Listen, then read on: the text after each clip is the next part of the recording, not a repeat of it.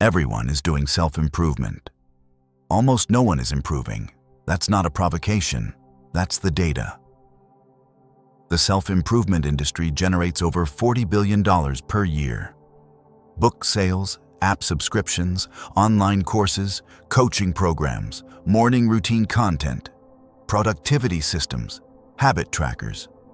40 billion annually.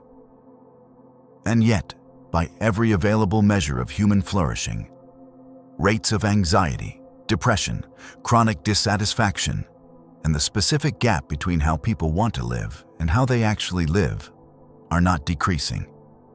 They're increasing. Something is wrong. Not with the desire to improve. The desire is genuine, real, entirely human, and entirely good. What's wrong is the habits being pursued.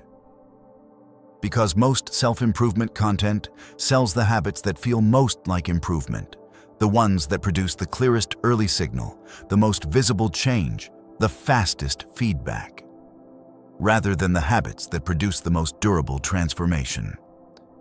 And those are not the same habits.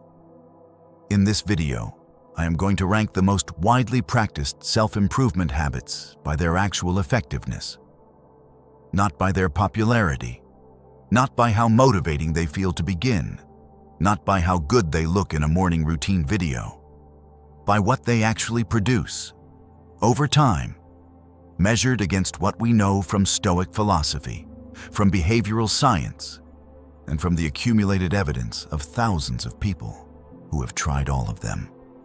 The ranking is going to surprise you. Some habits you have been treating as foundational will be revealed as supplementary. Some habits you have been dismissing as too simple will turn out to carry the most weight.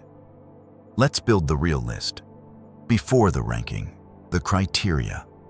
Because effectiveness is not one-dimensional.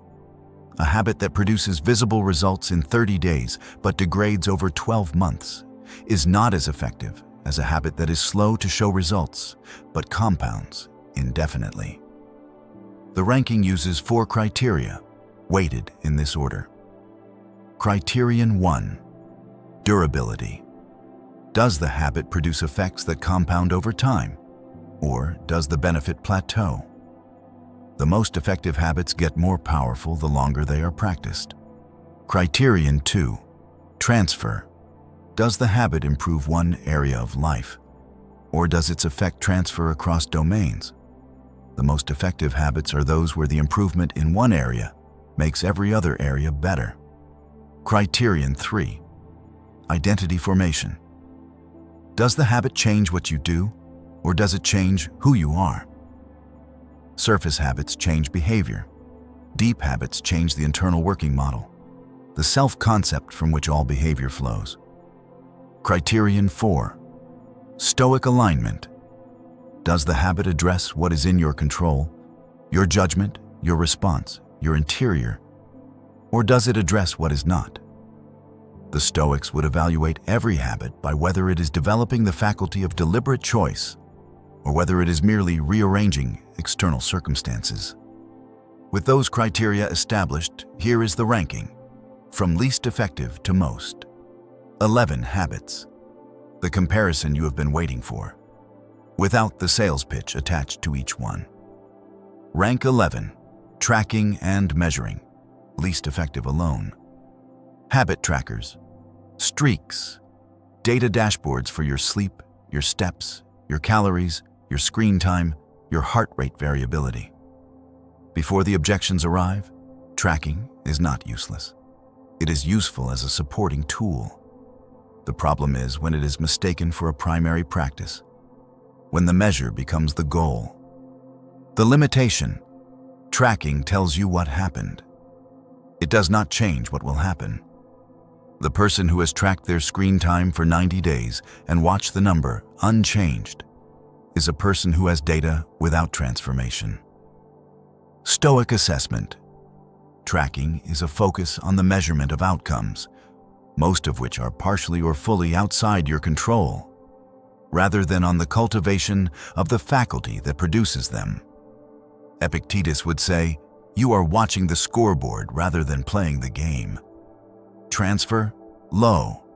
Tracking your sleep does not improve your relationships. Tracking your steps does not improve your thinking. When it works, as a feedback mechanism in service of a specific behavioral change. As the primary practice, it produces awareness without agency. Effectiveness rating. Supplementary only, not a foundation. Rank 10. Cold exposure, cold showers, ice baths. The deliberate encounter with thermal discomfort that has become, in some circles, both a physiological intervention and a performance of seriousness. The physiological benefits are real. Norepinephrine production, cardiovascular adaptation, the documented metabolic effects of brown adipose tissue activation. The research supports the physical claims. The self-improvement claim, however, is larger than the research supports. That the cold builds general mental toughness that transfers across domains. The transfer evidence is modest.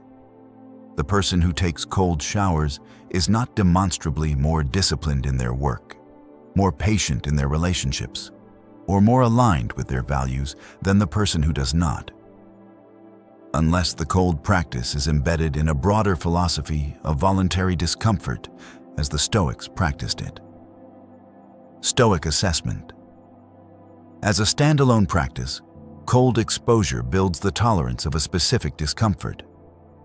As part of the Stoic ascesis, the deliberate philosophical engagement with difficulty as a training for character, it has genuine value. The distinction matters. When it works, as a daily signal of agency, as the proof of concept for I can choose discomfort. When embedded in a values-based practice of voluntary hardship. Effectiveness rating, moderate when standalone. High when philosophically embedded, frequently oversold. Rank 9, affirmations. The deliberate, repeated statement of positive beliefs about oneself or one's future. The research here is genuinely mixed in a way that the affirmation industry does not advertise. For people with already high self-esteem, affirmations produce modest, positive effects. For people with low self-esteem, the people who most need self-improvement and who are most likely to be told affirmations will help. Affirmations frequently produce the opposite of the intended effect. The gap between the stated affirmation and the felt reality is experienced as evidence of inadequacy rather than as encouragement. Stoic assessment. Affirmations that are not backed by aligned action are, in the Stoic framework, a form of self-deception. The Stoics were not interested in feeling better about the current self. They were interested in becoming a better self. Those are different projects. The first can be accomplished by changing the narrative. The second requires changing the actions. When it works, when the affirmation is a reminder of a genuine, evidence-backed identity, when it reflects real capacity that the person has already demonstrated and tends to underestimate. Not as a substitute for evidence, but as a recall mechanism for existing evidence. Effectiveness rating. Low to moderate. Frequently misapplied, genuinely useful in a narrow, specific context. Rank 8. Reading self-improvement content, including, with deliberate honesty, this video. Reading about self-improvement, consuming content about productivity, discipline, philosophy, psychology, habit formation, is by itself one of the least effective self-improvement practices available. Not because the content is without value, because consumption and transformation are not the same process. The person who has read 20 books about discipline is not demonstrably more disciplined than the person who has read none, unless the reading is paired with deliberate, structured application of what is being read. This is the information formation gap that we have described elsewhere in this series. Information without formation is interesting. It is not transformative. Stoic assessment. The Stoics were not readers in the passive sense. They were practitioners. Epictetus explicitly warned against the person who mistakes philosophical knowledge for philosophical practice, who knows the arguments but does not live them. Reading Stoicism without practicing it is, in Epictetus's framing, not philosophy. It is commentary on philosophy. When it works, when paired with deliberate application, when each reading produces a specific behavior change, when treated as the source of practice rather than the substitute for it. Effectiveness rating, low alone, high as a complement to active practice. Almost everyone is doing it wrong. Rank 7. Gratitude practice. Daily gratitude, the deliberate acknowledgement of what is genuinely good in the current circumstances, is more effective than its simplicity suggests and less transformative than its advocates claim. The research basis is real.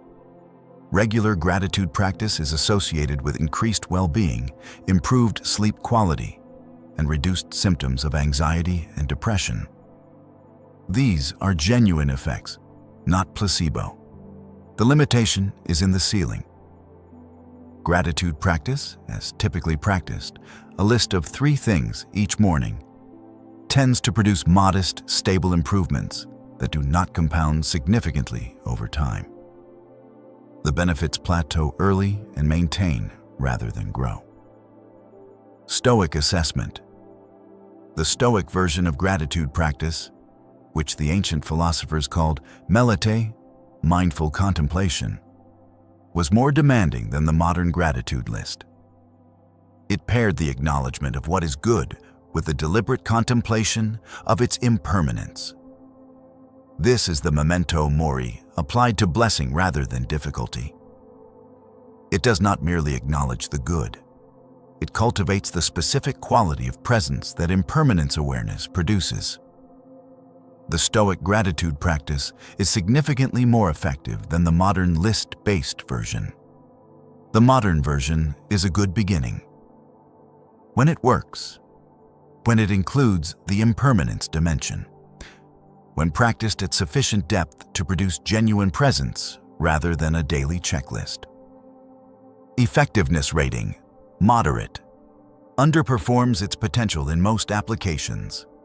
The Stoic version is considerably more powerful. Rank 6, physical exercise. Let me be careful here because exercise is genuinely important, and the limitation I am identifying is specific. The physical benefits of regular exercise are among the most thoroughly documented interventions in the entire behavioral science literature. Cardiovascular health, cognitive function, mood regulation, sleep quality, longevity. The evidence base is enormous and unambiguous. The reason exercise ranks 6th rather than higher in the self-improvement comparison is the transfer issue. Exercise improves the body, improves mood, improves cognitive capacity. But exercise alone, without the deeper interior work, does not improve judgment, does not change the internal working model, does not alter the relationship between the self and its values. The fit person who is still reactive, still governed by others' opinions, still avoiding the important work, still not doing the difficult thing, is a fit person. The exercise has not addressed what most needs addressing. Stoic assessment. Physical training was part of the Stoic practice. Musonius Rufus was explicit about physical discipline as character training. But the Stoics were clear about the direction of causation. The interior work was primary. The physical discipline was in service of character formation, not a substitute for it. Exercise without philosophy is, in the Stoic view, the tending of the vehicle, while the driver remains untrained. When it works, when embedded in the broader practice of deliberate self-development, when used as a laboratory for the Stoic voluntary discomfort principle, when the discipline of the body is consciously linked to the discipline of the character.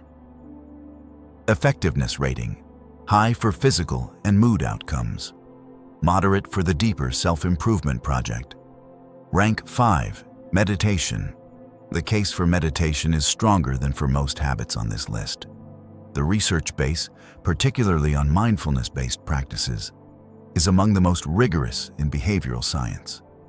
Prefrontal cortex development, reduced amygdala reactivity, improved attentional regulation, measurable changes in the brain's structural architecture after sustained practice. The limitation is in the form most people practice. App-based, 10-minute, passive observation meditation produces genuine but modest effects. The deepest benefits of meditation, the structural changes in the brain's capacity for deliberate choice, the genuine development of the observing self, require longer sessions, sustained over longer periods, with a quality of engagement that most people never develop because the entry-level form of the practice never requires it. Stoic assessment. The Stoic practice most similar to meditation is prososho, the continuous, active, deliberate self-attention that we have described throughout this series. Prososho is not passive observation. It is the ongoing, effortful orientation of awareness toward the interior experience, with the specific purpose of developing the gap between stimulus and response where freedom lives. The Stoic practice is more demanding than app-based meditation and produces more durable effects. 10-minute passive observation is a reasonable entry point. It is not the destination. When it works, when practiced with sufficient duration and engagement to develop the genuine observing faculty, when paired with the Stoic philosophical framework that gives the practice direction. Effectiveness rating: high with depth, modest with surface-level practice. Most people are doing the surface-level version. Rank 4, journaling with structure.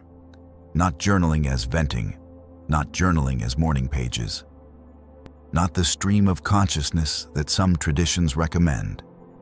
Structured journaling, the deliberate, specific, question-driven engagement with one's own interior that the Stoics practiced and that Marcus Aurelius left us the most visible record of. Structured journaling combines several powerful mechanisms simultaneously. First, distanced self-talk. As the neuroscience of Ethan Kross confirms, writing about yourself in the second person or with deliberate observational distance activates the prefrontal cortex and reduces amygdala reactivity. The written examination of your own experience produces different cognitive effects than the same examination conducted mentally. Second, values clarification. Regular, structured writing about your values, the gap between your declared values and your actual actions, is one of the most powerful mechanisms for closing that gap over time. The gap that is seen is a gap that can be addressed. Third, identity formation. The cumulative record of structured journaling is evidence, the document of a person examining and refining themselves over time. That document changes the internal narrative. The person who has journaled honestly for 6 months is not the same person who started, not because they have different thoughts, because they have a documented relationship with their own interior that transforms the internal working model. Stoic assessment. This is the closest modern equivalent to the Stoic practice of the meditations. Marcus was not journaling in any casual sense. He was performing daily the deliberate construction of the gap between current self and ideal self, followed by the work of narrowing it. The structure is everything. Venting is low value. The honest examination of conduct against declared values is among the highest value practices available. When it works, with structure, specific questions, honest answers, regular practice, effectiveness rating, very high, significantly underutilized and significantly undervalued. Rank 3, deliberate solitude. The regular, protected practice of being genuinely alone with your own mind, without input, without the social performance, without the ambient noise that fills the silence before it can become anything. Deliberate solitude ranks third because of its extraordinary transfer potential. The person who has built a genuine interior life, who knows what they think, what they value, what they are building, brings that interior to every other domain of their existence. Their relationships are better because they are not using connection to escape themselves. Their work is deeper because they have the capacity for the sustained attention that solitude develops. Their decision-making is clearer because they have access to their own judgment rather than the ambient noise of other people's opinions. Their resilience is greater because they have the interior citadel, the place they can always return to. That genuine solitude builds.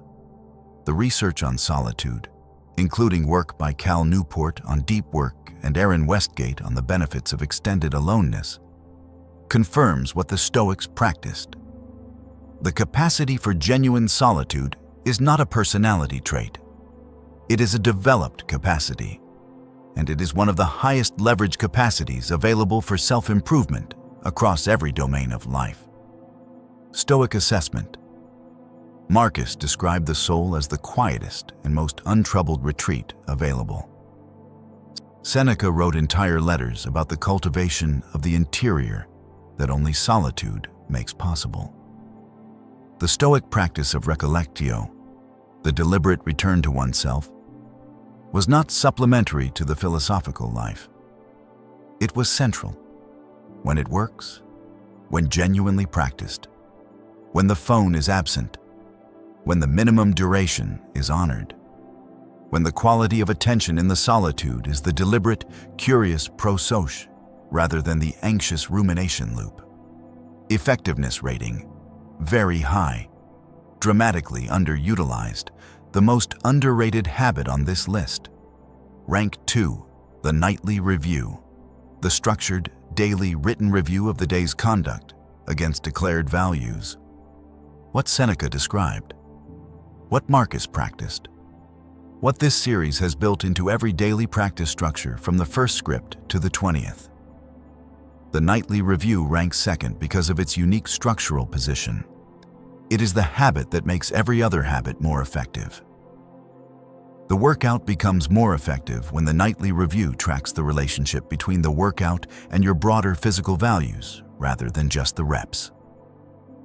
The reading becomes more effective when the nightly review asks what specifically changed in your thinking or behavior as a result.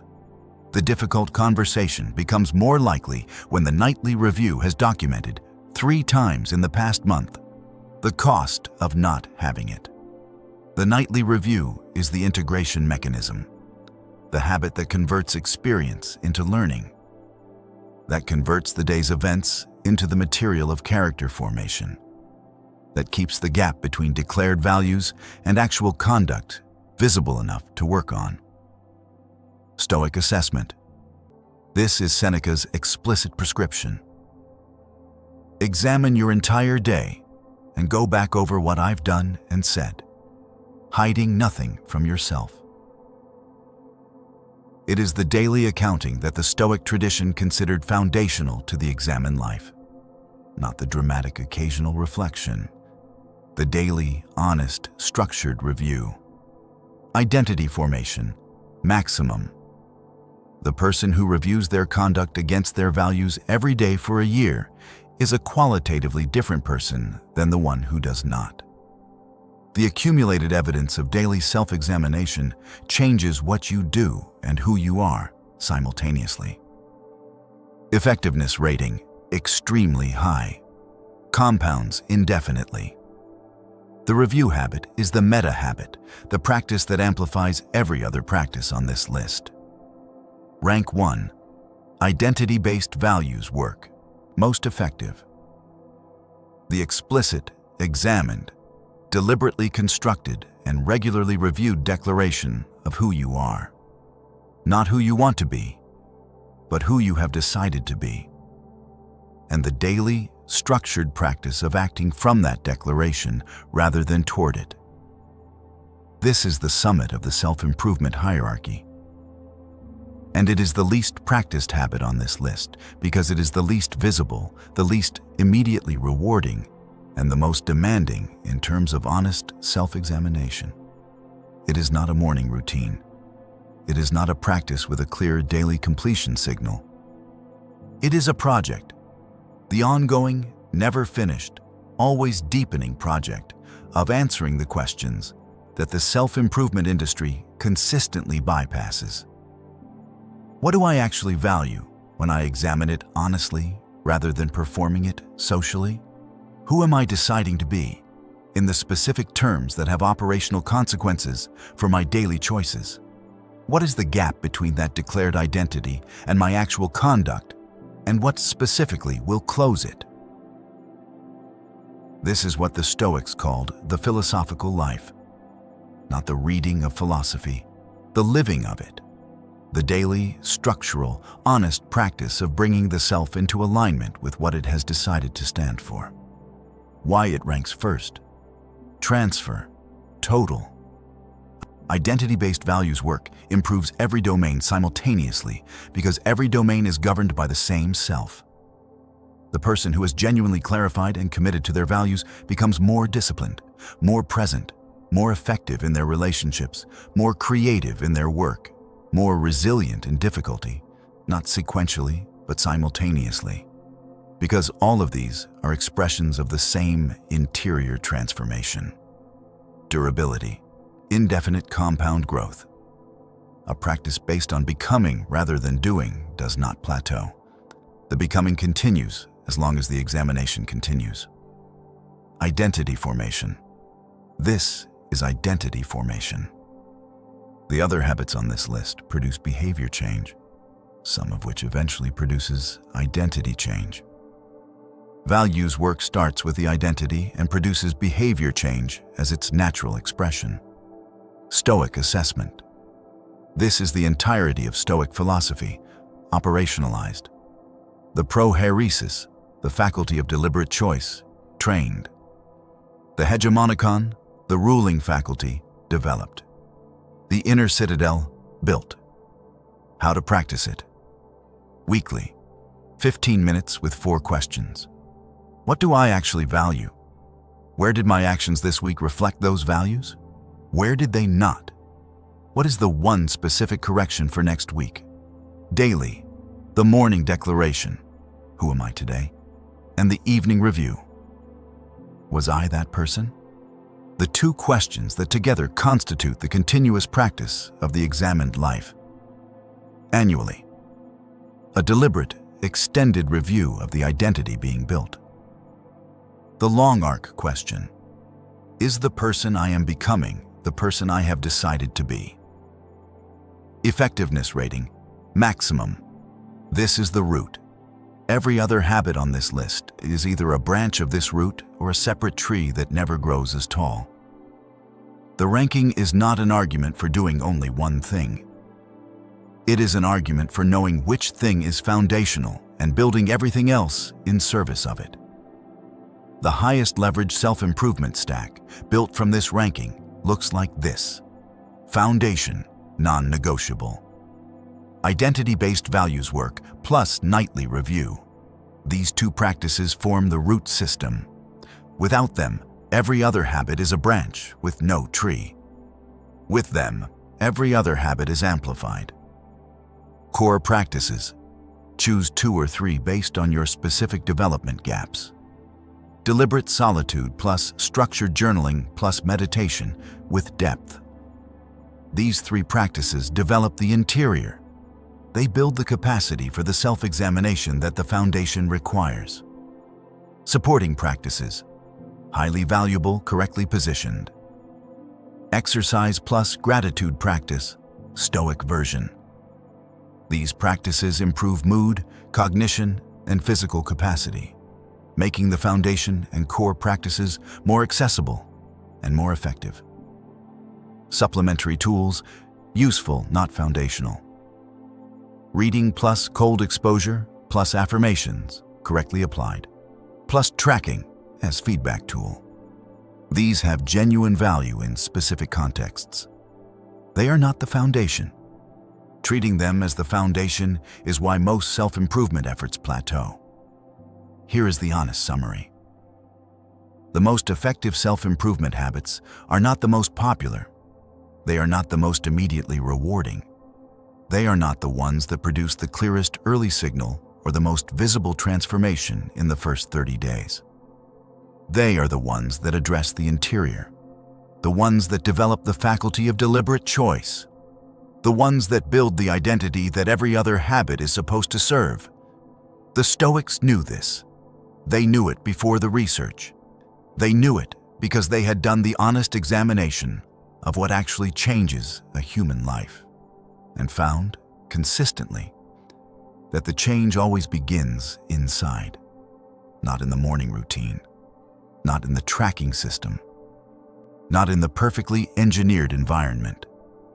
In the daily, honest, unglamorous, deeply consequential practice of asking who you are deciding to be and whether you were that person today. That is the habit that ranks first.